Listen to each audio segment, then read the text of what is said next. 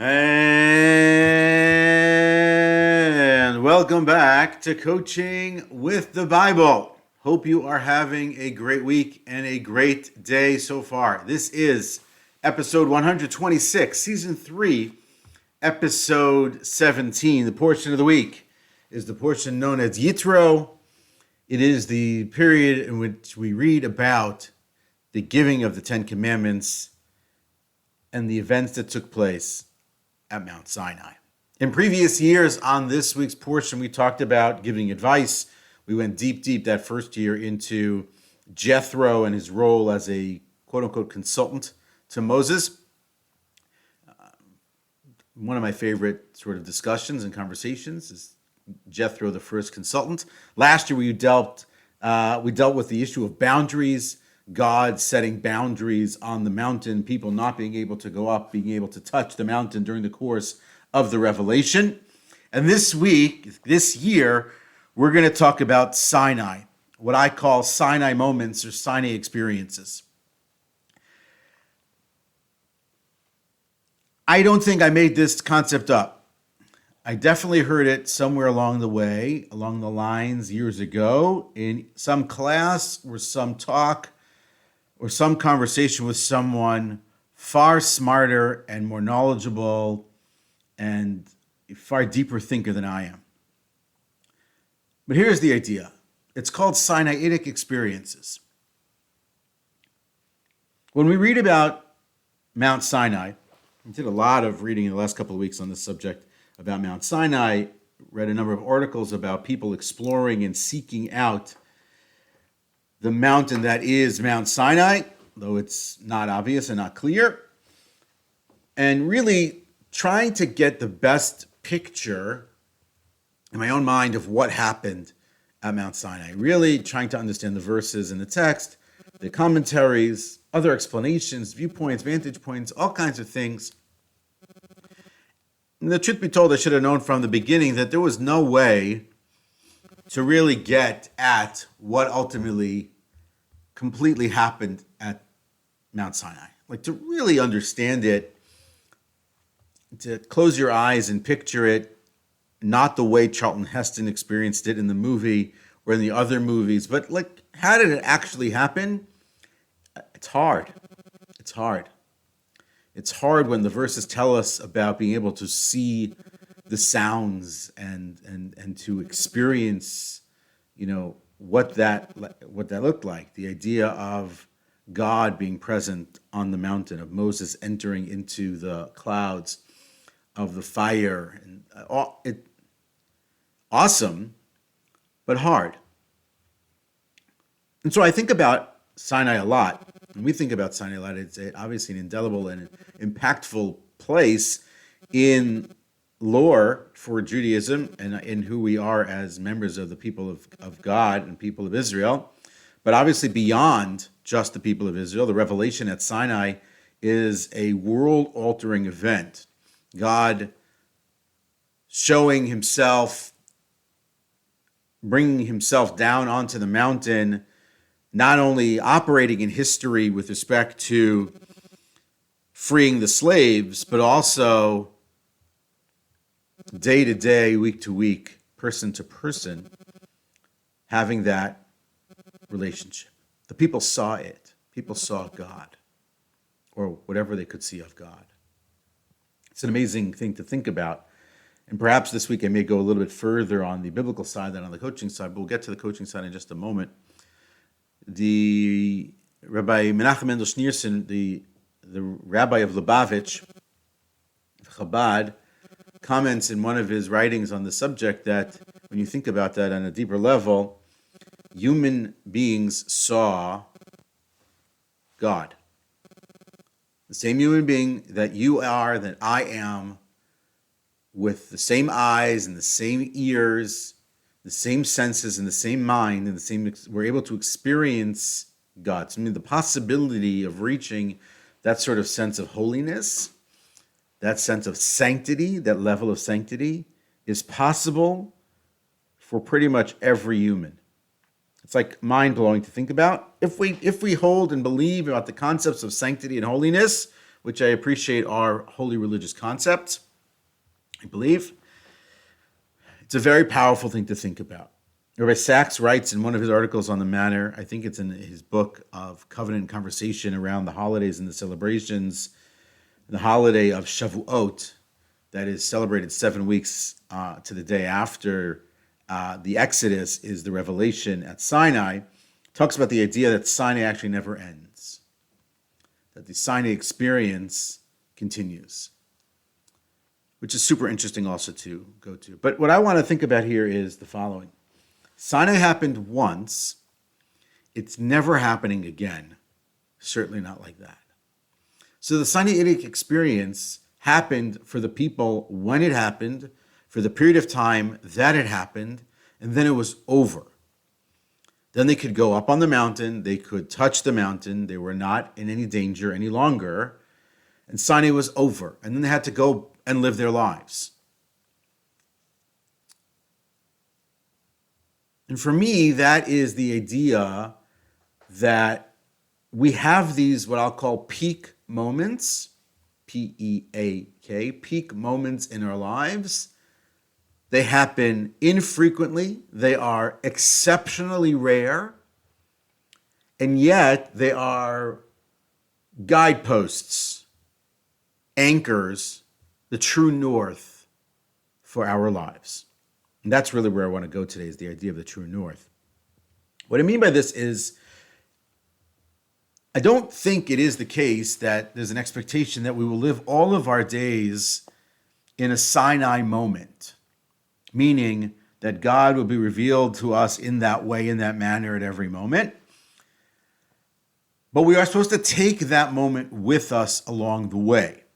It's supposed to, let's say, inform or direct our decision making. It's to anchor our actions in the way in which we operate.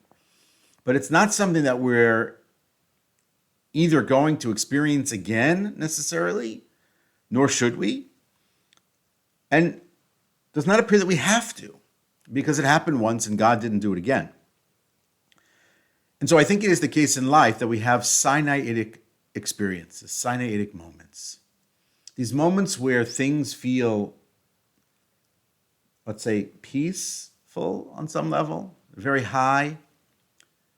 There's some sort of majesty. It's a term that comes from an author, a philosopher named Otto Rudolph, when talking about holy moments, specifically moments like Mount Sinai, or as Eliezer Berkovitz writes in his essays, the encounter with God. There's something very awesome in that. Not like awesome, but awesome. Like there's that sense of awe about it. There's a sense of majesty and power and overwhelmingness about that experience. But it happens infrequently in our lives. And when we think about those moments, and if we can conjure up one moment, one such moment in our lives, we wonder about, like, what was that? Why did that happen? It's to set us in a sort of direction. The concept of a true north is the idea that it orients us to where, the term is used, to where north actually is. And so we can redirect or course correct if we get off path during the course of our own lives. So I'll give you an example. From my own life, I feel like this one. So about 10 years ago, right, 10 years ago to the week, pretty much, I was working at an organization in the U.S., a nonprofit organization, large Jewish communal nonprofit organization known as the National Council of Young Israel. And the role that I had was a fairly senior role at the time. And one of the quote-unquote perks of the role at that time, being the senior executive in the organization, was that you got to participate in an umbrella organization called the Conference of Presidents of Major Jewish Organizations. It's an umbrella group. The leaders, the presidents, the board leaders, the lay leaders of the largest communal organizations in America. It's a very powerful group in the sense that they bring to the fore a lot of membership and are very much representative of a lot of people. And I was part of this group. I was the youngest person in the group by many years. So I had reached that point in that organization for a whole set of circumstances, But every other organization that was of that nature, of that ilk, every leader was much older than me. At least 10 years older than me, but probably more than that.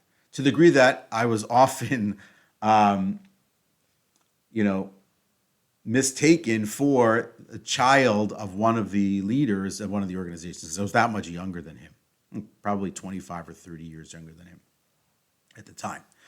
And so part of the opportunity of participating in this group is not just the meetings with these super interesting people, but is the trips that they go on, the people that they go to meet at the United Nations. So I met with the Turkish ambassador to the United Nations, advocating on behalf of the Jewish community of Turkey and other matters.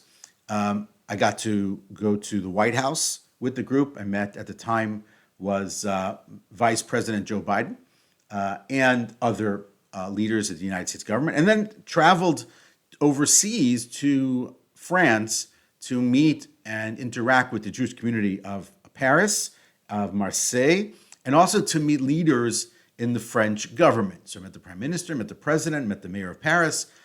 It's a very high-level group of people that I was with. And besides sort of the imposter syndrome feeling that I had being part of that group, because I didn't necessarily always felt like I belonged, and to some degree other people reminded me that I was the youngest person in the group, it was a glimpse, quote unquote, the Sinai, a glimpse into an incredible level of access, of impact, of decision making, you want to call it power. And then it was over. 4 months later, I was looking for another position, seeking another position. It was no longer there, and it never happened again. So I have the pictures from the experience. I have the memories of the experience. In fact, give one out, a shout out to Facebook for this one. In the Facebook memories popped up this week, a picture of me there in Paris, standing with the mayor of Paris, in one of these insanely beautiful palaces. And it never happened again. So it's sort of like the way I understood it was like, oh, that's weird. Like, why did that even happen at all? Why did I have to experience it all? Then after that, it was just sort of a completely different direction from a professional standpoint. So I think about it, and I think about it in the context of, well, I'll call it a Sinaitic experience. It's a one-time event in my life that was incredible to experience. It's not Sinai, obviously, but that gave me a glimpse into something that was super interesting to me, and something that I was interested in at a level that I never had access to before and have not had since. And so for me, that's on some level some sort of a sign. So what's the point of that? So the idea that I think for me, the way I sort of think about it is not just as a spiritual experience, because that wasn't so much a spiritual experience. I'm sure there are spiritual experiences in my life and in yours that match that. But in terms of just a professional experience, it's like a sort of, to use the term, right? The mountaintop. I've hit the mountaintop and I've seen what's on the other side of the mountaintop, to quote Martin Luther King Jr., right? And now it's like, okay, now what? Like, what does that mean? So for me, I think its sense was the idea that it's a further development and evolution of perhaps what I'll call my true north, the anchors in my life, the things that are, the guideposts, the land, where I'm headed, what drives me, what's interesting to me, what moves me in the work that I do and the day-to-day actions that I take. And again, sometimes we stray and sometimes we move and sometimes we don't exactly know how it is that we're on that path, let's say, still towards that true north. We do have to recalibrate. We do have to sort of think it through, take a step back and breathe so that we can think about, am I still on that path? But once we are able to recalibrate our personal compass towards that true north again, towards those anchors again, and really rigor into the anchors and tighten them, so then we're on the path and we're heading in the direction towards the place that we want to, we need to, and should head in life. And so when we're looking for our true north, and that's sort of ultimately where I wanted to get to here, is the Sinaitic experience is what it is, and our own lives are different things. It could be if you're an athlete, there's some sort of, moment in a sport, in a game that you played that sort of was a peak moment for you. If it's professional, so maybe you spoke somewhere or you finished a deal that was, just like the highest of the high, let's say, this incredible thing. Maybe it's, an experience in your own home, in your own life, with your family, that really is that Sinaitic experience for you. It's like, wow, like, you call it life was at peace in that moment, or some would call it in flow, which is, where everything is sort of, in sync and everything is aligned. And there is sort of this, congruence between everything that's going on around you, that's powerful and peaceful at the same time. But the question then becomes for us as individuals is like, okay, what is that, true north? What is that clarity of mind that we need to have? And how does that help me? So in respect to being a leader, we're much better leaders when we're clear about what it is that we're trying to accomplish. We're also better able to make stronger and deeper, smarter decisions about the things that we're doing if we're tied in to our true north. If we allow the compass to actually lead us, so then we lead better because we're more clear, we're more ethical, we're more authentic in what we're trying to do. We're way more aware and self-aware of everything that's going on around us and what it is that's driving us at every single moment. And so that helps. Our ability to seek and then actually create and bring about change and positive change and impact and significance and meaning is far greater, enhanced, and deeper when it is that we are operating inside the space of our true north. I don't think we all get there. I don't think we all necessarily take the time to delve into true north and what it is that anchors us.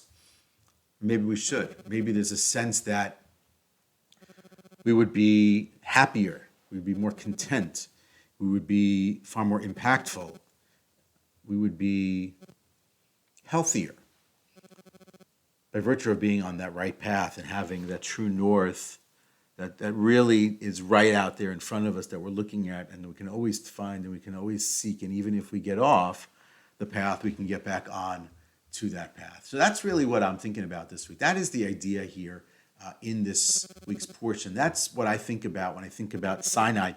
As I said, I don't think we're getting back to Sinai. I don't think we're going to find Sinai again. It might be something different that's similar, but the actual Sinai moment was once. The mountain is lost. We use it and live with it and have it as a memory, not just something that we remember, but it's an actual memory. It's not just history, it's a memory. So it's ours, it belongs to us, and it helps us to direct our traffic. It helps us to direct where it is that we want to go. And so when we think about this is something deep, something hard, it's something important, but it is also something that really does move us to the places that we want to be in our own life. And so when we're making decisions, really try to make decisions based on your own true north, not someone else's true north. When we're trying to live our best life, let's live our best life based on the true north that we see for ourselves and not the true north that somebody else defines for us. I saw a great quote. I don't know who the quote is from, but I do believe that this is a great quote for us for today to finish off Coaching with the Bible, and that's this. The vision is true north for the soul. It's a permanent, intuitive compass direction for the human being. Every person inevitably strays from the path. Life is an endless experiment and course correction. The vision brings one back to the true path. I don't know who said it, but it sounds fairly religious anyway. But nonetheless, the concept is true. We all have that true north. We do have it as an inevitability in life that we'll stray from it. But it is our constant effort and attention to course correcting, getting back to it, and putting ourselves back on the path to what it is ultimately that is we want to accomplish. We want to have success and joy and happiness in our own lives. That is Coaching with the Bible for this week. Thanks for listening. As always, look forward to seeing you next week. And as always, do share comments, insights, questions, additional sources, whatever it is as it relates to the topic. I'm super interested. Thanks everyone for joining. See you next week.